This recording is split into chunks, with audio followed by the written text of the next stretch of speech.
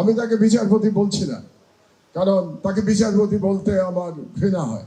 তো এই খায়রুল হক বাংলাদেশে ফ্যাসিবাদ প্রতিষ্ঠা করবার জন্য যে কজন লোককে একেবারে সর্বোচ্চ সাজা হওয়া উচিত, তার মধ্যে খায়রুল হক অন্যতম।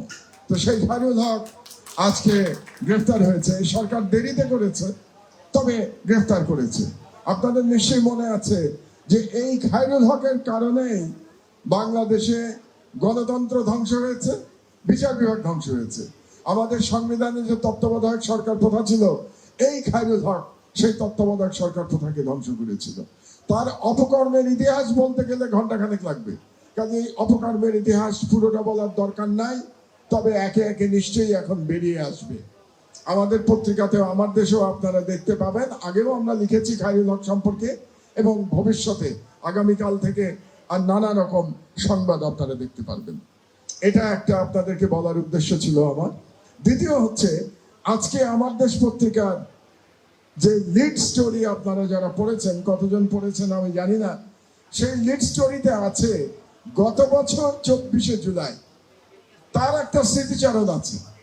এবং সেই স্মৃতিচারণ হলো যে বাংলাদেশের সম্পাদক এবং মিডিয়ার নামে এবং সাংবাদিকের নামে যে সমস্ত ফ্যাসিবাদের সহযোগী তেলবাজ সাংবাদিকরা গিয়ে হাজির হয়েছিল পলাতক ফ্যাসিস্ট শেখ হাসিনার দরবারে, এবং সেই দরবারে গিয়ে তারা কি কি বলেছিল সেদিন, আজ থেকে ঠিক 1 বছর আগে, তার কাহিনী আমরা আজকে বর্ণনা করেছি আমাদের লিড স্টোরিতে।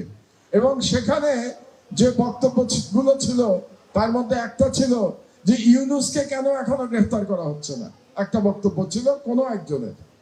আর একজনের বক্তব্য ছিল যে এই যে আন্দোলন, এটা সব দাঁড়িয়ালারা আন্দোলন করছে, এটা দাঁড়িয়ালাদের আন্দোলন, একদম quote unquote, that was the language.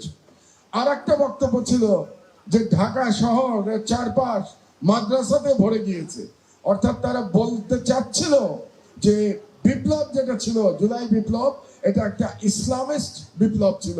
এটাই ছিল তাদের ন্যারেটিভ। তো তাদেরকে আমরা আজকে আমাদের পত্রিকায় তাদের কিছুটা মুখোশ উন্মোচন করেছি। এখানে মিডিয়ার সাগর এখানে আছে, আমি মিডিয়ার আছি, কাজে সাগর এদের সবাইকেই চেনে যাদের সম্পর্কে আজকে পত্রিকায় লেখা হয়েছে।